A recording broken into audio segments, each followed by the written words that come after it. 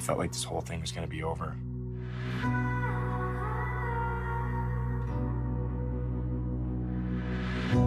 But it's not.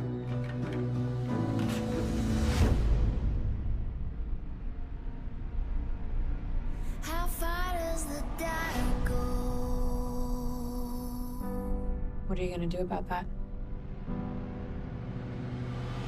After the events of the first season, it's been 5 months after that, the family of Hannah wants to sue the store for understandable reasons. They feel that, they knew that Hannah was trouble, that, she didn't feel, the store didn't do anything to help her. And understandably so, our characters to go in to testify for the families. But the problem is, they are getting death threats. So, trying to figure out this clue of these photographs that has on the back clues like Hannah wasn't the only one. I won't lie to you, I couldn't see a second season for this show. I just couldn't see it, just because, Hannah's story was done. It's ended. The plans of the show kind of just wrapped by one season. And I was naive, because this is a really good season. I was like, there's no story. Is there a story to tell? Like, is there more story to tell? Looks like there is. Because, yes, Hannah, her story has gone, but it's done, and it's finished, but her story still affects our characters, like Clay, Jessica, Alec, those type of people. Definitely those 3 characters. Because they found out things that they never knew about. And they're dealing with a lot of shit. Mainly Alec and Jessica. Because, from the first season,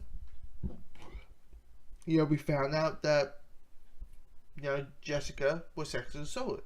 And she's like, going through every emotion. And she wants to leave it behind. And, people were saying, hey, you need to bring it up, for Hannah. And yet, and she's like, can we just leave it? Pretend it never happened. And of course, you have, Alec,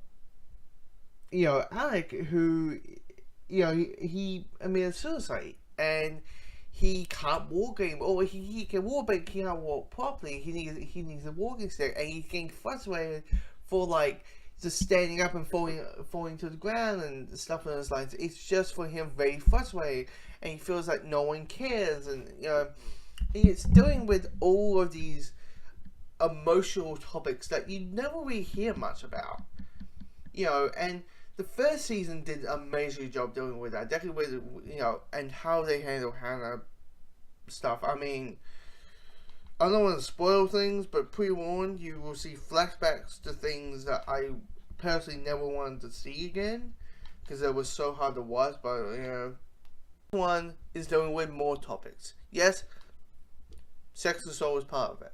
But they're dealing with gun control. They're doing things like loneliness and anxiety and drug use and all these topics. It's like they boil all the topics into one, while also being, in a way, a courtroom drama and also a mystery show with like who have been sending these postcards, who's threatening everyone, like that stuff.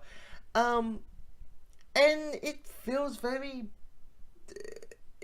handled. Like, that's the thing about this show is, someone could have got this property with the good intentions, and but it could have backfired hard.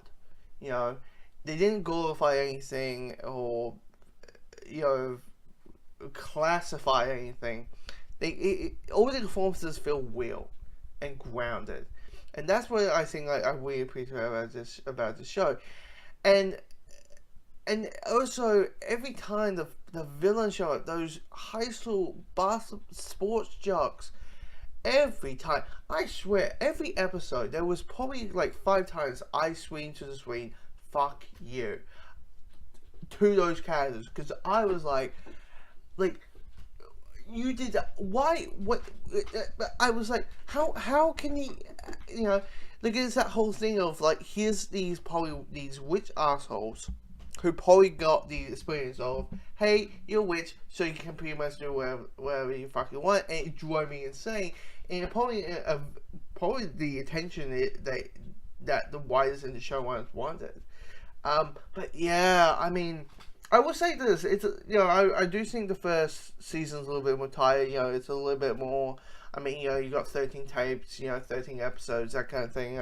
So it is a more tighter of a season, but this one I pretty enjoy. I enjoy all the courtroom drama. Just this is really good.